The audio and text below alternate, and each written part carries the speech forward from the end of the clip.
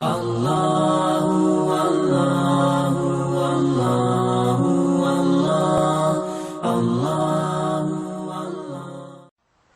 للہ وکفی وسلام علی عبادہ الذین اصطفی اما بعد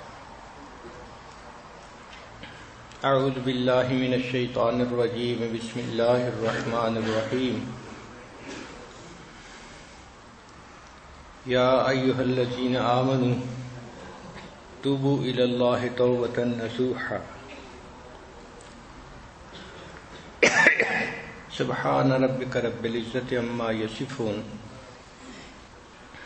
وسلام علی المرسلین والحمد للہ رب العالمین اللہم صل علی سیدنا محمد وعلی آل سیدنا محمد وبارک وسلم۔ بیانات کی جو سیریز چل رہی تھی، ہم آج کے دن اسے موقوف کریں گے، چونکہ آج رات 27 رمضان کی رات ہے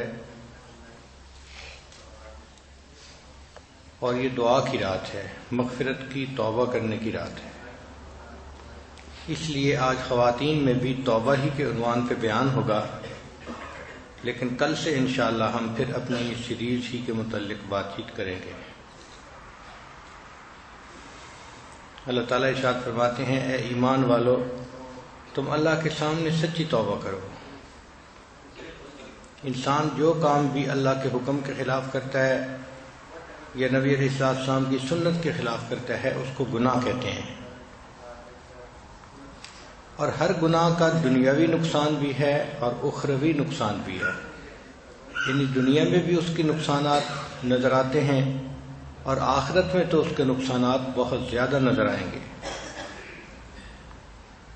حافظ ابن قیم رحمۃ اللہ علیہ نے اپنی کتاب میں لکھا ہے کہ گناہوں کے دنیاوی نقصانات میں سے ایک یہ ہے کہ جو انسان گناہوں کا ارتکاب کرتا ہے اس کا دل اطاعت سے محروم ہو جاتا ہے، نماز پڑھنے کو دل نہیں کرتا، تلاوت کرنا بوجھ نظر آتا ہے، دعا مانگنی مصیبت نظر آتی ہے، ذکر سے دل گھبراتا ہے۔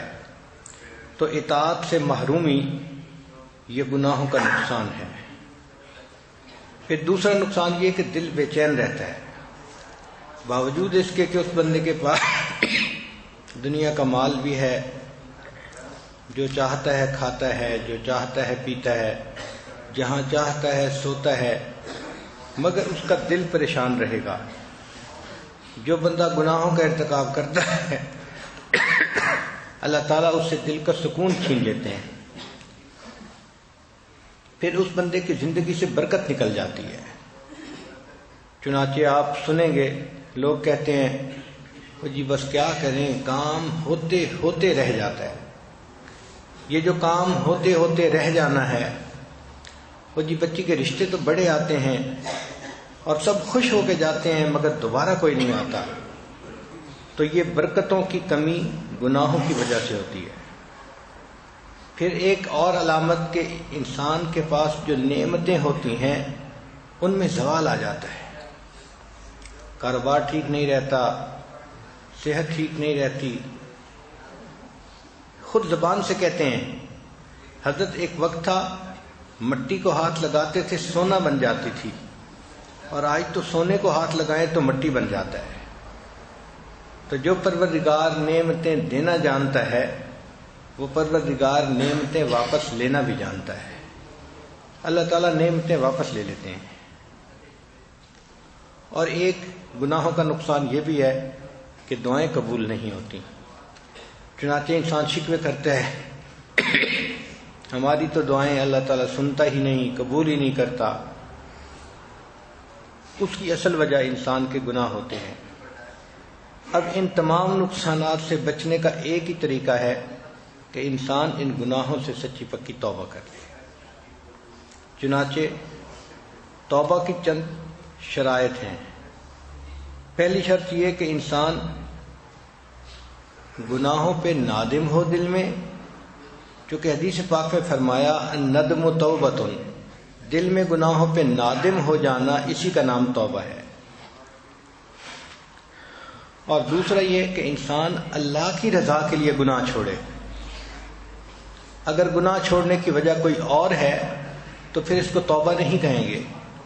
مثلا ایک آدمی کہے کہ جی میں تو کسینوں میں نہیں جاؤں گا، جوا کھیلنے میں بڑا نقصان ہوتا ہے۔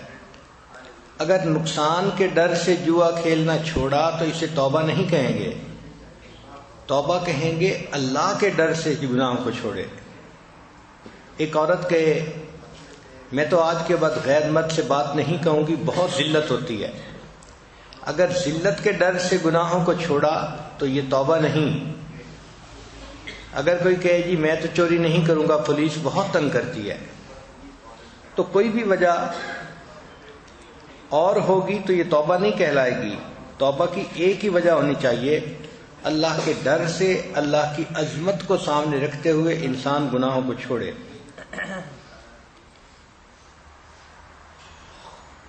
اور اس کے دل میں عزم ہو کہ میں نے آئندہ گناہوں کو بالکل نہیں کرنا۔ اگر وہ گناہ حقوق العباد سے متعلق ہیں تو ان کی معافی تلافی ہونی چاہیے، ان کو واپس کرنا پڑے گا، ادا کرنے پڑیں گے یا معافی مانگنی پڑے گی۔ پھر جو بندہ توبہ کرتا ہے اس کو اپنے نفس پہ اعتماد نہیں کرنا چاہیے۔ اگر نفس پہ اعتماد کرے گا تو نفس اس کو پھر دوبارہ گناہوں میں ملوث کر دے گا۔ پھر ایک اہم بات کہ انسان برے دوستوں کو چھوڑ دے، یہ توبہ کرنے کے بعد سب سے اہم کام ہے کہ انسان اپنے برے دوستوں کو چھوڑ دے۔ اگر دوست وہی رہیں گے تو اس کو دوبارہ وہ گناہ کی طرف کھینچ لیں گے۔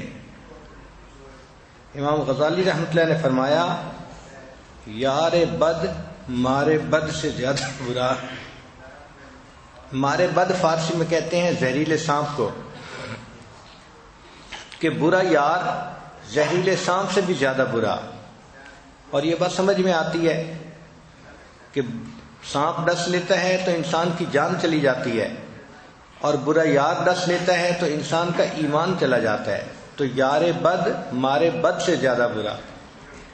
پھر وہ آگے لکھتے ہیں کہ یار بد شیطان سے بھی زیادہ برا۔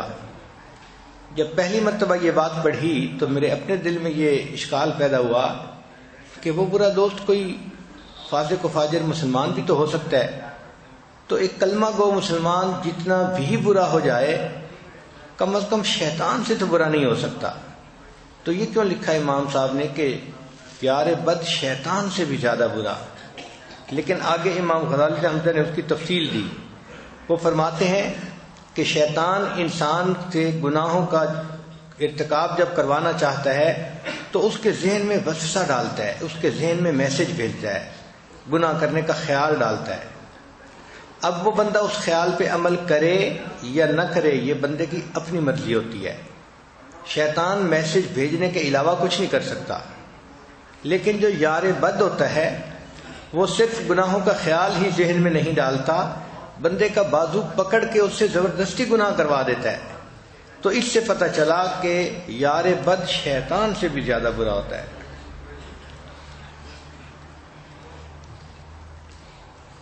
پھر حرام اور ممنوع اشیاء کو تلف کرنا، مثلا کہیں انوالومنٹ تھی اور فوٹو اپنی یادداشت کے لیے رکھے ہوئے تھے تو ایسے تمام فوٹوز کو تلف کر دینا یہ ضروری ہے۔ یا ایک دوسرے کے تحفے تحائف لیے تھے تو ایسے تحفوں کو واپس کر دینا اور ان کو ضائع کر دینا یہ ضروری ہے۔ اور اگر حرام مال سے اپنے جسم کو پرورش دی تو اب اس جسم کو نیکی کے کام میں لگانا ضروری ہے۔ توبہ کرنے والے بندے کو چاہیے کہ وہ نیک دوست بنائے اور نیکوں کے محفل میں اپنا وقت زیادہ سے زیادہ گزارے۔ اور ایک اور بات بھی ہے کہ جو بندہ توبہ کرتا ہے اس کو چاہیے کہ توبہ کرنے والے تائبین کے واقعات وقتاً فوقتاً پڑھتا رہے، اس سے دل کو طاقت ملتی ہے، ہمت ملتی ہے اور انسان توبہ کے اوپر جمع رہتا ہے۔ حدیث مبارکہ میں ہے ایک خاتون تھی، وہ نبی علیہ السلام کی خدمت میں حاضر ہوئی. اے اللہ کے نبی صلی اللہ علیہ وسلم، مجھ سے بڑا گناہ سرزد ہو گیا. نبی علیہ السلام نے چہرہ انور دوسری طرف پھیر لیا. وہ دوسری طرف سے آئی اور پھر اس نے کہا اے اللہ کے حبیب صلی اللہ علیہ وسلم، مجھ سے بڑا گناہ سرزد ہو گیا. پھر تیسری طرف رخ پھیر لیا. پھر اس نے یہی کہا. پھر چوتھی طرف. جب 4 مرتبہ اس عورت نے اقرار کیا تو نبی علیہ السلام نے اسے کہا کہ تجھے وہم ہو گیا ہوگا. اس نے کہا نہیں اے اللہ کے نبی صلی اللہ علیہ وسلم، میں حاملہ ہوں اور بچے کی ماں بننے والی ہوں، مجھے اس میں کوئی شک نہیں ہے، میں نے گناہ کا ارتکاب کیا ہے. تو نبی علیہ السلام نے اسے فرمایا اچھا جب بچے کی ولادت ہو جائے تو پھر میرے پاس آنا. چنانچہ یہ عورت گھر واپس آ گئی. اب ذرا سوچئے، اس کو کسی پولیس نے نہیں پکڑا ہوا تھا، یہ کوئی جیل میں بند نہیں تھی، یہ اپنے گھر میں زندگی گزار رہی تھی، مگر یہ اپنے ضمیر کی قیدی تھی. اس کو آرام نہیں تھا، اطمینان نہیں تھا، اس کا وقت نہیں گزر رہا تھا. یہ پریشان تھی اس بات پہ کہ میں نے گناہ کا ارتکاب کیا، اب جب تک میرے اوپر حد جاری نہیں ہوگی میں اپنے اللہ کو چہرہ نہیں دکھا سکتی، میں اللہ تعالیٰ کے سامنے قیامت کے دن پیش نہیں ہو سکتی. چنانچہ اس کے دل کو ایک فکر لگی ہوئی تھی، ایک پریشانی لگی ہوئی تھی، ایک غم تھا جس نے اس کو بے چین کیا ہوا تھا. چنانچہ 8-9 مہینے تھوڑے نہیں ہوتے، اتنا لمبا عرصہ اس نے گزارا اور بالآخر اس کے ہاں بیٹے کی ولادت ہوئی. تو ایک دن وہ اپنے بیٹے کو لے کے نبی السلام کی خدمت میں آئی. اے اللہ کے حبیب صلی اللہ علیہ وسلم، میرے ہاں بیٹے کی ولادت ہوئی ہے. نبی علیہ السلام نے فرمایا کہ کوئی اور عورت ہے قریب میں جو اس بچے کو دودھ پلائے؟ اس نے کہا نہیں، کوئی اور عورت تو نہیں ہے، میں ہی ہوں. اور اس زمانے میں یہ فیڈر والی مائیں نہیں ہوتی تھیں جو فارمولہ دودھ پلاتے ہیں. تو نبی علیہ السلام نے فرمایا کہ اچھا آپ جاؤ اور بچے کو دودھ پلاؤ. یہ بچے کا دودھ پینا مستقل 1.5-2 سال کا عمل ہوتا ہے. پھر وہ عورت واپس گھر آ جاتی ہے. وہ چاہتی اپنا ذہن بدل لیتی، رائے بدل لیتی، وہ چاہتی مکہ مدینہ طیبہ چھوڑ کے کسی اور بستی میں جا کے رہ جاتی، مگر اس کا دل اس کو مجبور کر رہا تھا کہ میں نے گناہ کا ارتکاب کیا ہے. مخلوق کو پتا ہو یا نہ پتا ہو، پروردگار عالم تو جانتے ہیں، اور میں نے اللہ کے سامنے قیامت کے دن پیش ہونا ہے، اور میں نہیں چاہتی کہ میں ناپاک حالت میں اللہ کے سامنے پیش ہوں. چنانچہ اس نے بچے کو دودھ پلایا، اور ایک ایسا وقت آیا کہ وہ بچے کو لے کے آئی اور بچے کے ہاتھ میں روٹی کا ٹکڑا تھا، یعنی بچہ روٹی کھا رہا تھا. اس کا مطلب یہ کہ اب اس نے سالڈ لینا شروع کر دیا ہے، اب یہ صرف دودھ کا محتاج نہیں ہے. تو پھر نبی علیہ السلام نے صحابہ کرام سے فرمایا کہ اب اس عورت کے اوپر حد جاری کی جائے. چنانچہ عورت کے اوپر حد جاری کی گئی. جب اس کو سنگسار کیا گیا تو ایک صحابی اس کو پتھر مار رہے تھے، ان کے اوپر خون کا چھینٹا گرا. تو جب خون کا چھینٹا گرا تو انہوں نے نفرت کے ساتھ کہا کہ ایک ناپاک عورت کا خون میرے کپڑوں پہ کیوں آ کے پڑا.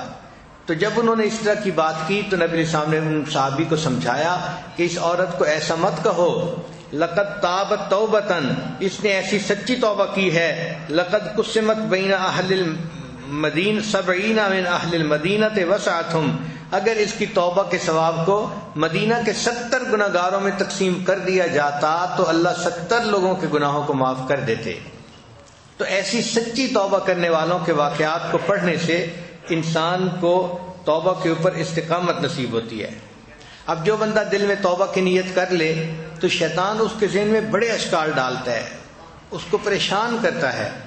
پہلا اشکال تو یہ ڈالتا ہے کہ تیرے گناہ اتنے زیادہ ہیں، تو شیطان کی بہن تھی، تو نے اتنے گناہ کیے، اتنے گناہ کیے، کیا تیرے سارے گناہ معاف ہو جائیں گے؟ اب اس کا جواب یہ ہے کہ جی ہاں، انسان کے جتنے بھی گناہ ہوں سارے کے سارے معاف ہو سکتے ہیں. چنانچہ کتابوں میں فرمایا گیا اے میرے بندے، اگر تیرے گناہ آسمان کے ستاروں کے برابر ہیں، اگر تیرے گناہ ساری دنیا کے سمندروں کے پانی کے قطروں کے برابر ہیں، اگر تیرے گناہ ساری دنیا کے درختوں کے پتوں کے برابر ہیں، اگر تیرے گناہ ساری دنیا کی ریت کے ذرات کے برابر ہیں، تیرے گناہ تھوڑے ہیں، میری رحمت زیادہ ہے، تو آ کے توبہ کرے گا، میں پروردگار تیری توبہ کو پھر بھی قبول کر لوں گا۔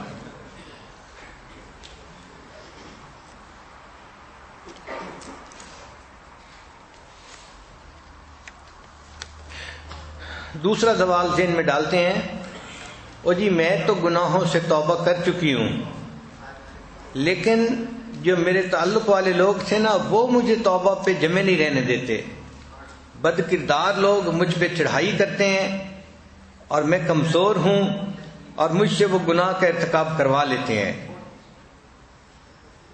تو بھائی بات یہ ہے کہ جب انسان نے توبہ کی نیت کر لی، اب کمزوری سے کیا مراد؟ پھر پکے ہو جائیں، کسی کے کہنے پہ گناہ کا ارتکاب نہ کریں، کیوں اپنی عاقبت خراب کرتے ہیں، اپنے رب کو ناراض کرتے ہیں؟ حدیث پاک میں ہے کہ ایک صحابی تھے مرشد رضی اللہ تعالی عنہ، مکہ مکرمہ میں ایک عورت کے ساتھ ان کے کوئی ناجائز تعلقات تھے، پھر انہوں نے کلمہ پڑھ لیا اور وہ مدینہ طیبہ تشریف لے آئے۔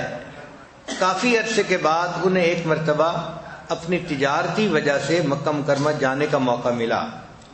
جب وہ مغرب کے قریب وہاں پہنچے تو ایک گلی میں سے گزر رہے تھے کہ اس عورت کی نظر پڑ گئی، تو اس عورت نے ان کو ویلکم کیا اور ان سے کہنے لگی کہ بڑا عرصہ ہو گیا اور میں نے آپ کو دیکھا ہی نہیں، اور اس نے وہی گانے گانے شروع کیے جو عورتیں گاتی ہیں، آئی miss you, I love you. چنانچہ اس عورت نے یہ کہا کہ دیکھو میرا خاوند تجارتی سفر پہ گیا ہوا ہے، میں گھر پہ اکیلی ہوں، آپ اپنے کام سمیٹ کے گھر پہ آ جانا اور ہم رات دونوں آج اکٹھی رات گزاریں گے۔ حضرت مرشد لانو نے اس کو انکار کر دیا۔ وہ حیران ہوئی کہ عجیب بات ہے، یہ وہ بندہ تھا جو مجھ سے چند منٹ کی ملاقات کے لیے ترستا تھا، میری منتیں کرتا تھا، میرے پیچھے پھرتا تھا، آج میں اسے دعوت دے رہی ہوں اور یہ انکار کر رہا ہے۔ تو اس نے پھر کہا کہ نہیں آپ ضرور آ جائیے گا، میں انتظار کروں گی۔ حضرت مرشد صلی اللہ علیہ وسلم نے فرمایا کہ میں نہیں آؤں گا۔ اس دوران اس عورت نے یہ محسوس کیا کہ حضرت مرشد صلی اللہ علیہ وسلم کی نگاہیں نیچی ہیں، اس کی طرف اٹھ ہی نہیں رہی، تو اس کا جی چاہا کہ یہ ذرا میری طرف دیکھے تاکہ میں اس کو اپنی طرف اٹیک کر سکوں۔ تو اس نے کہا کہ مرشد تم میری طرف دیکھ کیوں نہیں رہے؟ تو انہوں نے جواب دیا اب ان آنکھوں نے اس چہرے انور کو دیکھ لیا ہے کہ جس کو دیکھنے کے بعد اب یہ غیر محرم عورت کے اوپر نہیں پڑ سکتی۔ اس کے بعد اس عورت نے اپنا ہاتھ بڑھایا، وہ چاہتی تھی کہ حضرت مرشد لانو کا ہاتھ پکڑے اور ان سے بات کرے۔ جب اس نے ہاتھ بڑھایا تو مرشد لانو سے کہا کہ خبردار تم نے اگر میری طرف ہاتھ بڑھایا میں اپنی تلوار سے تمہاری گردن اتار دوں گا۔ جب اس نے دیکھا کہ یہ بہت سخت موڈ میں ہے اور ایسا جواب دے رہا ہے تو وہ گھبرا گئی اور وہاں سے چلی گئی۔ تو دیکھیں جنہوں نے گناہوں سے بچنا ہوتا ہے وہ اس طرح کے کھرے جواب دیتے ہیں تاکہ دوسرا بندہ ان کو گناہ کی طرف مائل نہیں کر سکتا۔ کبھی کبھی ذہن میں یہ بات آتی ہے کہ حضرت ہم نے توبہ تو کر لی لیکن جو پرانی یادیں ہیں وہ عذاب بن گئی ہیں، اور یہ بات سچی بھی ہے کہ گناہوں کے خیالات بار بار ذہن میں آتے ہیں اور بندے کو پریشان کرتے ہیں۔ اب اس کا حل یہ ہے کہ انسان مایوس نہ ہو بلکہ اللہ سے دعا مانگے۔ اللہ تعالیٰ اگر چاہیں تو ذہن سے گناہوں کی یادوں کو ختم فرما سکتے ہیں۔ کبھی ذہن میں یہ بات آتی ہے کہ جی گناہوں سے تو میں نے توبہ کر لی، اب کیا گناہوں کا اعتراف کرنا بھی ضروری ہے؟ جواب جی ہاں، اللہ تعالیٰ کے سامنے گناہوں کا اعتراف کرنا ضروری ہے، بندے کو کرنا ہی پڑے گا، دنیا میں کر لے یا آخرت میں کر لے۔ چنانچہ جہنمی جب جہنم میں جائیں گے تو اس وقت فرشتے ان سے پوچھیں گے کیا تمہیں دنیا میں کوئی سمجھانے والا نہیں آیا تھا؟ تو وہ کہیں گے کہ ہم تو ان کی بات نہیں سنتے تھے، لو کننا نسمع او نعقل ما کننا فی اصحاب السعیر۔ اللہ تعالیٰ فرماتے ہیں فاعترفوا بذنبہم، وہ اپنے گناہوں کا اعتراف کریں گے، فسحقا لاصحاب السعیر۔ تو اگر جہنم میں جا کے گناہوں کا اعتراف کرنا ہے تو اس سے بہتر ہے کہ انسان دنیا میں اللہ کے سامنے اعتراف کر لے اور توبہ کرے کہ اللہ میرے گناہوں کو معاف کر دیں۔ نبی علیہ السلام نے ایک حدیث پاک میں دعا سکھائی، ابو لک بنعمتک و ابو بذنبی، اے اللہ میں نعمتوں کا اعتراف کرتا ہوں اور جو گناہوں کا ارتکاب کیا میں ان کا بھی اعتراف کرتا ہوں۔ کبھی کبھی شیطان ذہن میں یہ بات ڈالتا ہے، وہ جی میں نے توبہ تو کر لی ہے لیکن مجھے لگتا ہے کہ میں بچ نہیں سکوں گا۔ بھئی ہم گناہوں سے نہیں بچ سکیں گے، لیکن اللہ تعالیٰ تو ہمیں گناہوں سے بچانے پہ قادر ہے نا، تو اللہ تعالیٰ کی طرف متوجہ ہوں اور اللہ سے مدد مانگیں تاکہ اللہ تعالیٰ گناہوں سے حفاظت فرما دیں۔ اور اس کا طریقہ یہ ہے کہ کسی اہل دل کے ہاتھ پہ توبہ کے کلمات پڑھ لیں اور پھر اس کی برکت دیکھیں کہ اللہ تعالیٰ انسان کو گناہوں سے کیسے بچا لیتے ہیں۔ کبھی کبھی ذہن میں شیطان یہ خیال ڈالتا ہے، یہ اگرچہ میں نے گناہ بڑے کیے ہیں لیکن اللہ بڑا کریم ہے، بڑا رحیم ہے، وہ مجھے بخش ہی دے گا۔ اس میں تو کوئی شک نہیں کہ اللہ تعالیٰ بڑے رحیم ہیں، بڑے کریم ہیں، لیکن یہ بھی بات اپنی جگہ پکی ہے کہ اگر ہم نے توبہ میں دیر کی اور ہمیں اس سے پہلے موت آ گئی تو ایسا نہ ہو کہ گناہوں کے وبال کی وجہ سے موت کے وقت ہمیں کلمے کی توفیق ہی نصیب نہ ہو۔ کیونکہ علماء نے لکھا ہے کہ بعض ایسے گناہ ہوتے ہیں کہ جب انسان مرنے لگتا ہے تو اس وقت ان کا برا اثر ظاہر ہوتا ہے اور اندھے کو کلمے کی توفیق ہی نصیب نہیں ہوتی۔ تو اگر کلمے ہی کی توفیق نصیب نہ ہوئی تو پھر قیامت کے دن رحمت تو ایمان والوں پہ ہونی ہے، ہر بندے پر نہیں ہونی۔ اس لیے توبہ کرنی ضروری ہے۔ کبھی ذہن میں یہ خیال ڈالتا ہے کہ جی ہم نے گناہ سے توبہ تو کی تھی، چند مہینے کے بعد پھر گناہ کر لیا، تو کیا پہلی توبہ ٹوٹ گئی؟ تو سن لیجئے کہ جب انسان ایک دفعہ سچی توبہ کر چکے، پھر کچھ عرصے کے بعد دوبارہ پھر گناہ ہو جائے تو اب اس گناہ کے ہونے سے پہلی توبہ نہیں ٹوٹتی، وہ تو قبول ہو چکی، البتہ جو نیا گناہ کیا ہے اس نئے گناہ سے دوبارہ توبہ کرنی ضروری ہو جاتی ہے۔ کبھی کبھی عورتیں سوال پوچھتی ہیں، ایک گناہ کرتے ہوئے دوسرے گناہ سے توبہ ہو جاتی ہے؟ مثال کے طور پہ میں ابھی نماز بھی نہیں پڑھتی اور شرعی پردہ بھی نہیں کرتی، تو میں ابھی نماز شروع کرنا چاہتی ہوں لیکن پردہ ابھی نہیں کر سکتی۔ تو بھائی اگر آپ ایک گناہ سے توبہ کر سکتی ہیں تو آپ توبہ کیجئے، پھر اللہ اس کی برکت سے دوسرے گناہ سے بھی توبہ کی توفیق عطا فرما دیں گے۔ عورتوں کے روزے جو قضا ہو جاتے ہیں تو یہ ان کو رمضان کے بعد پھر رکھنے پڑتے ہیں، اس کی قضا دینی چاہیے۔ یا عورتیں کئی مرتبہ فرض نماز قضا کر دیتی ہیں تو ان کو قضا نمازیں ادا کرنی چاہیے، خود بخود معاف نہیں ہوں گی۔ اور اگر کسی کی غیبت کی ہے تو اس سے معافی بھی مانگنا ضروری ہوتا ہے۔ یہ حقوق العباد میں سے ہے، جس بندے کی غیبت کی جائے اس سے معافی مانگنی پڑتی ہے، یہ گناہ تب معاف ہو جاتا ہے۔ اس کا طریقہ یہ ہے کہ اس کو تفصیل مت بتائیں، بس اتنا کہیں کہ آپ کے تو میرے اوپر بہت حقوق ہیں، مجھ سے ادا کرنے میں کوتاہی ہوئی، آپ پلیز مجھے معاف کر دیں۔ اب اس جواب میں اس عورت نے کہہ دیا نا میں نے معاف کر دیا تو بھی معافی مل گئی، اگر اس کے جواب میں وہ مسکرا پڑی تو بھی معافی مل گئی۔ تو دنیا میں معاف کروانا آسان ہے، آخرت میں کوئی کسی کو معاف نہیں کرے گا۔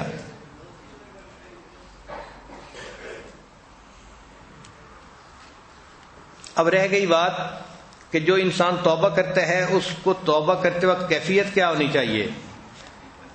حضرت ابوبکر صدیق لعنہ نبی علیہ السلام سے روایت کرتے ہیں، فرماتے ہیں ما من رجل یذنب ذنبا ثم یقوم فیتطہر ثم یصلی رکعتین ثم یستغفر اللہ غفر اللہ لہ، کہ جو بندہ گناہ کا ارتکاب کر بیٹھے اگر وہ وضو کر لے اور 2 رکعت توبہ کے پڑھ لے پھر اللہ کے سامنے استغفار کرے، اللہ تعالیٰ اس کے گناہوں کو معاف کر دیتے ہیں۔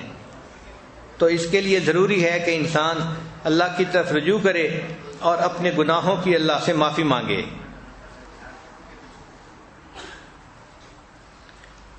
آج کل رمضان مبارک کے ایام ہیں تو یہ بابرکت اوقات ہیں، کسی وقت بھی 2 رکعت توبہ کی نیت سے پڑھ لیں اور پھر اللہ تعالیٰ کے سامنے نادم اور شرمندہ ہو کے اپنے گناہوں سے توبہ کریں، اللہ تعالیٰ گناہوں کو معاف فرما دیں گے۔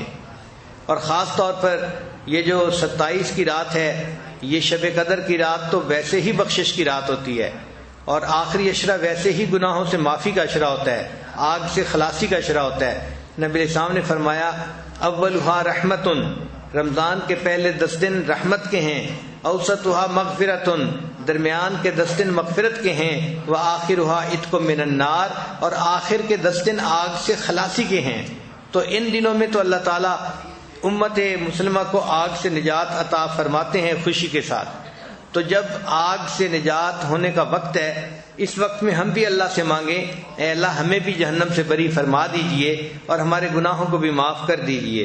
چنانچہ آج کی اس مجلس میں اپنے پچھلے گناہوں سے سچی پکی توبہ کی نیت کر لیجئے اور اللہ سے دعا کیجئے کہ اللہ ہمارے ان تمام گناہوں کو معاف فرما دے اور آئندہ ہمیں نیکوکاری کی زندگی نصیب فرما دے۔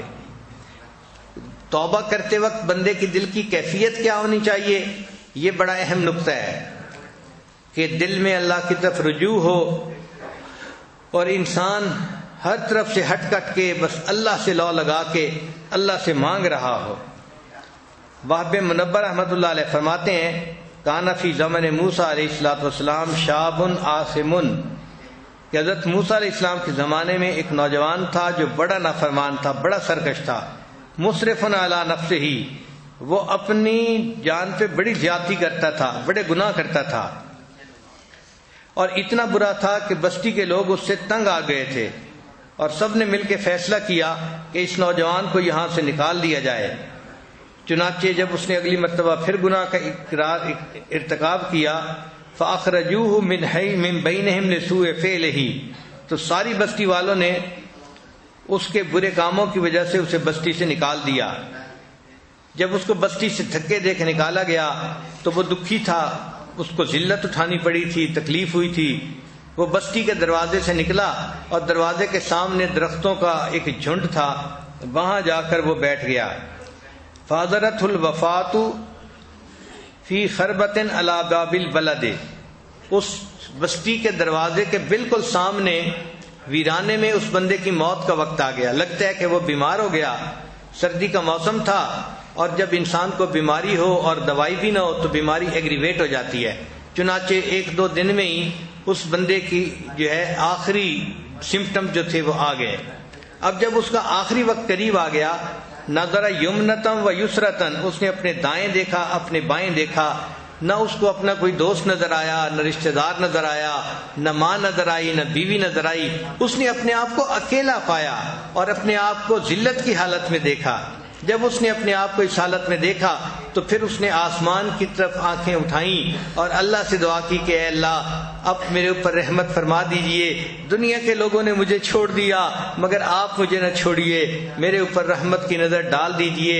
اے اللہ میری ماں ہوتی جو مجھے تسلی کی باتیں کرتی، میرے پاس میری بیوی ہوتی مجھ سے محبت کا اظہار کرتی، اے اللہ میرے پاس میرا کوئی بھی نہیں، اے اللہ صرف تیری ذات ہے، میرا کوئی نہیں اللہ تیرے سوا، اے اللہ بس میری ساری امیدیں آپ کے ساتھ لگی ہوئی ہیں، آپ مجھے اپنے سے دور نہ کیجیے گا، آپ مجھے اپنے در سے نہ دھتکاریے گا، اے اللہ میرے گناہوں کو معاف کر دیجئے۔ جب اس بندے نے اس طرح اظہار جو ہے ابدیت کیا اور اپنے آپ کو اللہ کے سامنے پامال کیا تو اللہ تعالیٰ کو اس کے اوپر ترس آ گیا۔ چنانچہ اللہ تعالیٰ نے حضرت موسیٰ علیہ السلام کو وحی نازل فرمائی، اے پیارے موسیٰ علیہ السلام میرے اولیاء میں سے ایک ولی کو موت آ گئی ہے، آپ بنی اسرائیل کے لوگوں کو بتا دیجئے کہ وہ آئیں اور اس کا جنازہ پڑھیں، جو بندہ بھی اس کا جنازہ پڑھے گا میں جنازہ پڑھنے والے کے گناہوں کو بھی معاف کر دوں گا۔ اللہ اکبر کبیرہ، اللہ آپ کتنے مہربان ہیں کہ ایک خطاکار اور گناہگار بندے کو ایسا مقام دے دیتے ہیں کہ جو اس کا جنازہ پڑھے اس کے بھی گناہ معاف۔ چنانچہ موسیٰ علیہ السلام نے اعلان کر دیا اور بہت سارے لوگ فکثر الناس، بہت کثیر تعداد میں لوگ جنازہ پڑھنے کے لیے آ گئے۔ فلما حضروہ، جب وہ وہاں حاضر ہوئے، عارفوہ، انہوں نے اس کو پہچانا تو وہ کہنے لگے کہ اے موسیٰ علیہ السلام یہ تو وہی نوجوان ہے جس کو ہم نے اپنی بستی سے نکال دیا تھا اس کے برے کاموں کی وجہ سے، آپ کہہ رہے ہیں یہ اللہ کا ولی ہے۔ حضرت موسیٰ علیہ السلام بھی اس پر بڑے حیران تھے۔ اللہ تعالیٰ نے موسیٰ علیہ السلام پر وحی نازل فرمائی، اے میرے پیارے موسیٰ علیہ السلام یہ لوگ ٹھیک کہتے ہیں ہیں فرق یہ ہے کہ جب اس بندے کی موت آئی اس وقت اس نے دائیں بائیں دیکھا، کوئی اپنا نہ ملا، اس کے دل میں بات آئی کوئی میرا یار ہوتا مجھ سے یاری کرتا، کوئی دلدار ہوتا مجھ سے دلداری کرتا، میرا کوئی نہیں میرے اپنے میرے پاس، اے اللہ اس وقت میں بس میں آپ کی طرف متوجہ ہوتا ہوں کہ آپ میرے اوپر رحم فرما دیجئے اور میرے گناہوں کو معاف فرما دیجئے۔ لہذا جس عاجزی اور زاری کے ساتھ اس نے توبہ کی تھی اس کی وجہ سے میں نے اس کے گناہوں کو معاف کر دیا، میں نے اس بندے کے جو ہے وہ اس کو اپنے اولیاء میں شامل فرما دیا۔ پھر اللہ تعالیٰ فرماتے ہیں فتعجب موسیٰ من ذالک، حضرت موسیٰ علیہ السلام اس بات پہ بڑے حیران ہوئے کہ اللہ رب العزت نے اتنے فاسق اور فاجر بندے کو بھی اپنے اولیاء میں شامل فرما دیا۔ اس پر اللہ تعالیٰ نے فرمایا کہ اے میرے پیارے موسیٰ علیہ السلام، اس بندے نے مجھے میری رحمت کا واسطہ دیا۔ یا موسیٰ، اے موسیٰ علیہ السلام، افکان یحسن بی ان اردہ، کیا یہ بات مجھے سجدی تھی کہ میں اس کی بات کو رد کر دیتا؟ وہو غریب علی ہذہ الصفۃ، اور وہ پردیسی جو تھا اس حال میں تھا کہ اس کے پاس اپنا کوئی بھی نہیں تھا اور وہ اکیلا تھا۔ وقت توسل الی بی، اور اس نے مجھے میری رحمت کا واسطہ دے دے کے دعائیں مانگی۔ وتضرع بین یدی، اور میرے سامنے خوب گڑ گڑایا۔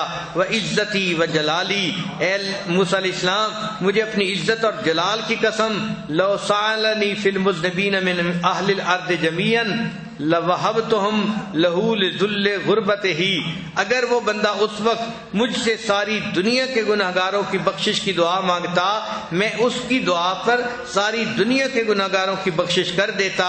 پھر اللہ فرماتے ہیں یا موسیٰ، اے موسیٰ علیہ السلام، انا کہف الغریب، میں پردیسی کی پناہ گاہ ہوں، وحبیبہ، اور جس کا کوئی دوست نہیں ہوتا اس کا دوست میں ہوتا ہوں، وطبیبہ، اور جس کا کوئی طبیب نہیں ہوتا اس کا طبیب میں ہوتا ہوں، وراحمہ، اور جس کا کوئی رحم کرنے والا نہیں ہوتا اس پر رحم کرنے والا میں ہوتا ہوں۔ سوچئے اگر ایک نوجوان سچی توبہ کرتا ہے اللہ تعالیٰ اس کی وجہ سے ساری دنیا کے گناہگاروں کی بخشش پہ آمادہ ہو جاتے ہیں۔ ہم بھی اسی طرح توبہ کریں کہ اپنے رب کو منائیں۔ اللہ تعالیٰ آج رمضان مبارک کے اس دن میں ہمارے گناہوں کی بخشش فرما دے اور ہمیں بھی اللہ اپنے مقبول بندوں میں شامل فرمائے۔ وآخر دعوانا ان الحمد للہ رب العالمین۔ دعا سے پہلے تھوڑی دیر کے لیے مراقبہ کر لیجئے، آنکھوں کو بند کر لیجئے، سر کو جھکا لیجئے، دنیا اور جو کچھ دنیا میں ہے اس سے ہٹ کٹ کے اللہ تعالیٰ کی یاد میں ڈوب جائیے۔ اپنے من کے دریچے کو کھولیے، اپنی اصل تصویر کو دیکھیے۔ ہوا و حرص والا دل بدل دے، میرا غفلت میں ڈوبا دل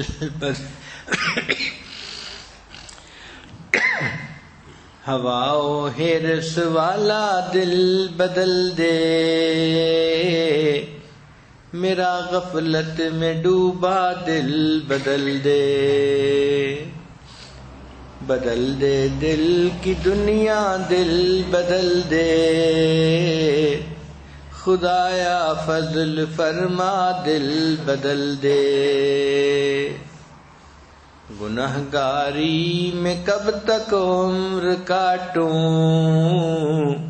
بدل دے میرا رستہ دل بدل دے، سنوں میں نام تیرا دھڑکنوں میں، مزہ آ جائے مولا دل بدل دے، تیرا ہو جاؤں اتنی آرزو ہے، بس اتنی ہے تمنا دل بدل دے، میری فریاد سن لے میرے مولا، بنا لے اپنا بندہ دل بدل دے، ہوا و حرص والا دل بدل دے، میرا غفلت میں ڈوبا دل بدل دے۔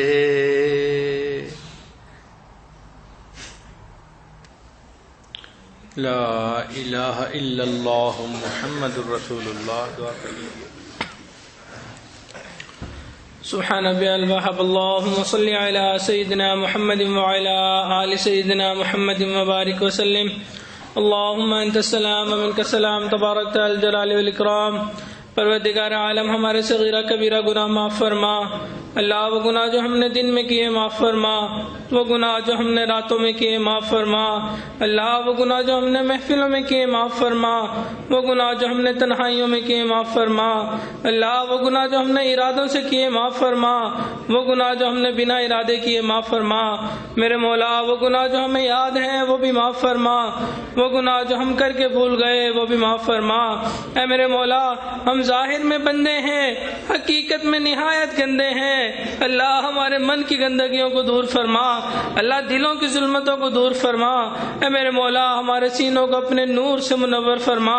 اللہ ہمیں ذلت سے محفوظ فرما، علت سے محفوظ فرما، قلت سے محفوظ فرما. اللہ نیکی تقوی پرہیزگاری والی زندگی عطا فرما. اے بے کسوں کے دستگیر، اے ٹوٹے دلوں کو تسلی دینے والے، اے خالی جھولیوں کو بھر دینے والے. اللہ ہم عاجز مسکینوں نے اپنے ہاتھ پھیلائے ہیں، ان کو اپنی رحمتوں سے بھرپور فرما. اے میرے مولا ہمیں اپنی رضا عطا فرما، اپنے لقاء عطا فرما. اللہ سنتوں سے بھری ہوئی زندگی عطا فرما. اے میرے مولا جیسا آپ چاہتے ہیں ہمیں ویسا بننے کی توفیق عطا فرما. پروردگار عالم آپ کے محبوب نے آپ کا در دکھلا دیا، یہ بھی بتلا دیا اس در کے سوا کوئی دوسرا در نہیں. انبیاء بھی اسی در پہ جھکے، اولیاء بھی اسی در پہ جھکے، ہمیں بھی اسی در سے ملنا ہے. اے میرے مولا ہمیشہ اپنے در سے عطا فرما. اللہ ہمیشہ اپنے در سے عطا فرما. اے میرے مولا کبھی بھی اپنے در سے دور نہ فرما. اللہ در در کے دھکے کھانے سے محفوظ فرما. پروردگار عالم ہم نے دنیا کے فقیر کو دیکھا، ایک دروازے سے نہ ملے دوسرے پہ چلا جاتا ہے، دوسرے سے نہ ملے تیسرے پہ چلا جاتا ہے. اے میرے مولا اس کا کوئی مسئلہ نہیں. اللہ مسئلہ تو ہمارا ہے، ہمارے پاس آپ کے سوا کوئی دوسرا در نہیں. اللہ ہمیں ہمیشہ اپنے در سے عطا فرما. اللہ در در کے دھکے کھانے سے محفوظ فرما. پروردگار عالم ہمارا حال اس چرواہی کی مانند جس نے کہا اللہم اغفر فإنک لا تغفر فاغفر. اللہ ہماری مغفرت کر دیجئے، اللہ مغفرت کر دیجئے. اے میرے مولا اگر مغفرت نہیں کرنی، اتنے گناہگار خطا کار ہیں، اے میرے مولا ہم پھر کہاں جائیں. اللہ پھر بھی ہماری مغفرت کر دیجئے. اے میرے مولا معاف فرما دیجئے. پروردگار عالم وہ لوگ کتنے خوش نصیب ہوتے ہیں جو احرام پہنتے ہیں، لبیک اللہم لبیک پڑھتے ہیں. اللہ کوئی آپ کے گھر کا طواف کرتا ہے، کوئی حجر اسود کو بوسے دیتا ہے، کوئی ملتزم سے لپٹ کر نماز دعائیں کرتا ہے. اللہ کوئی مقام ابراہیم پر نفل پڑھتا ہے. اے میرے مولا ہمیں بھی ان خوش نصیب لوگوں میں شامل فرما. اللہ بار بار حرمین شریفین کی حاضری کی توفیق عطا فرما. اللہ بار بار اپنے محبوب علیہ الصلوۃ والسلام کے روزے کی قبولیت والی حاضری کی توفیق عطا فرما. میں میرے مولا حرمین شریفین کی حفاظت فرما. پروردگار عالم ہمیں اپنے مقربین بندوں میں شامل فرما. اللہ بڑی دیر سے آئے ہیں، بڑی دور سے آئے ہیں، اللہ بڑی امیدیں لے کے آئے ہیں. آپ کے ایک نیک بندے کی محفل میں جائیں گے تو بتائب ہوں گے، اللہ اللہ سیکھیں گے. اے میرے مولا اگر ہم جس طرح آئے تھے ویسے ہی واپس لوٹ گئے، اللہ ہمارا آنا کس کام کا، ہمارا یہاں بیٹھنا کس کام کا، اللہ ہمارا جاگنا کس کام کا. اے میرے مولا مان جائیے، پروردگار عالم مان جائیے. اللہ رحمت کی ایک نظر فرما دیجئے. اللہ تیری ایک نگاہ کی بات ہے، میری زندگی کا سوال ہے. پروردگار عالم آپ کی رحمت کی ایک نظر ہو جائے گی، ہماری زندگی کا بیڑا پار ہو جائے گا. اللہ رحمت کی ایک نظر فرما دیجئے.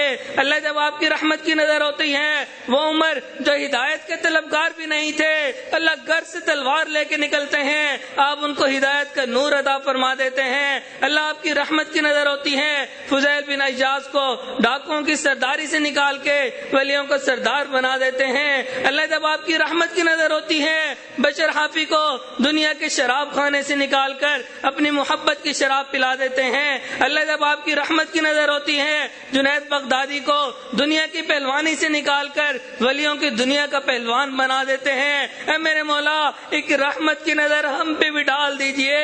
اللہ گناہ گار بیٹے ہیں، خطا کار بیٹے ہیں، اللہ بدعمال والے بیٹے ہیں. اے میرے مولا رحمت کی ایک نظر ڈال دیجئے.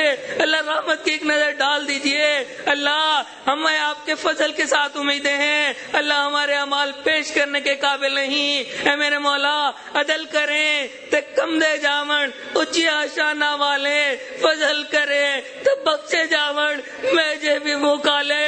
اللہ اگر آپ عدل کرنے پہ آ گئے اے میرے مولا ہمارا ٹھکانہ جہنم بن جائے گا۔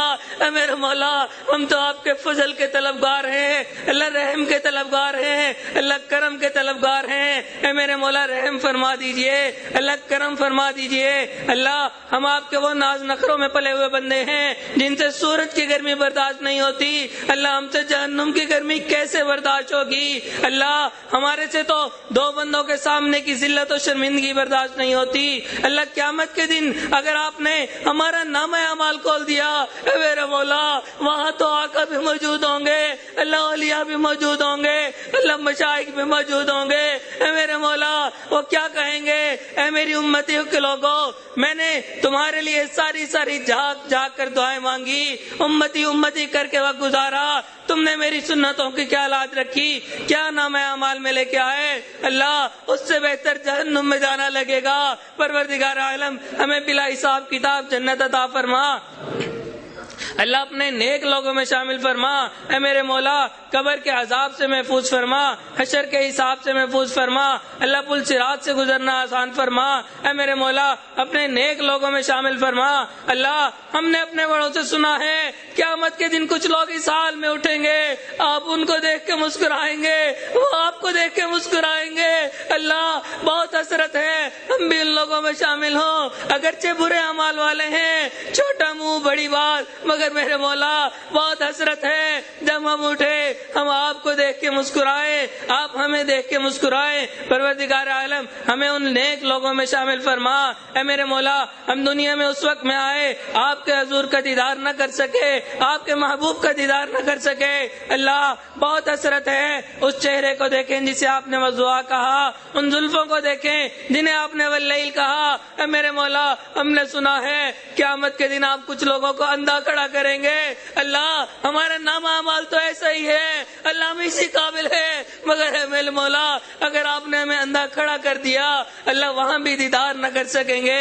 اللہ ہمیں اس دوہری محرومی سے بچا لیجئے، اللہ دوہری محرومی سے بچا لیجئے، اللہ آقا کا دیدار عطا فرما، اللہ ان کے ہاتھوں حوض کوثر کا جام عطا فرما، ان کی شفاعت عطا فرما، ان کے قدموں تلے جگہ عطا فرما، اللہ جنت میں ان کا ساتھ عطا فرما۔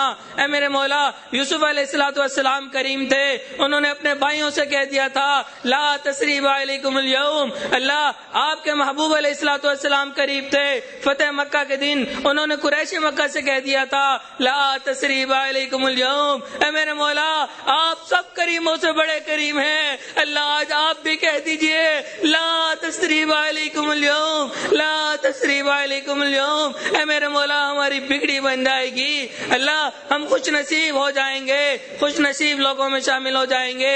پروردگار عالم آپ نے موسیٰ علیہ السلام کو فرعون کے پاس جاتے ہوئے کہہ دیا تھا قولا لہ قولا لینا، اس سے نرم گفتگو کرنا، اے میرے مولا جو انا ربکم الاعلی کا دعویٰ کرتا ہے اللہ آپ اس کے ساتھ نرمی کا معاملہ فرمانے کا کہتے ہیں۔ اے میرے مولا یہاں مجمع میں جتنے مرد بیٹھے ہیں یہ دور عورتیں بیٹھی ہیں، اللہ ان میں سے تو کوئی بھی انا ربکم الاعلی نہیں کہتا، یہ تو دن میں کئی مرتبہ سجدے میں سر رکھ کے سبحان ربی الاعلی کہتے ہیں، اللہ یہ تو آپ کے چاہنے والوں کا مجمع ہے، اللہ آپ کے عشاق کا مجمع ہے۔ اے میرے مولا نرمی کا معاملہ کر لیجئے، اللہ آسانی کا معاملہ کر لیجئے، اللہ رحم کا معاملہ کر دیجئے، اے میرے مولا ہم سے راضی ہو جائیے، اللہ راضی ہو جائیے، اگر راضی نہیں ہونا اللہ پھر بھی راضی ہو جائیے، اللہ آپ کو منانا اس وقت تک ضروری جب تک کہ آپ مان نہ جائیں، پیارے اللہ مان جائیے، سونے اللہ مان جائیے، میرے اللہ مان جائیے، اللہ مان جائیے۔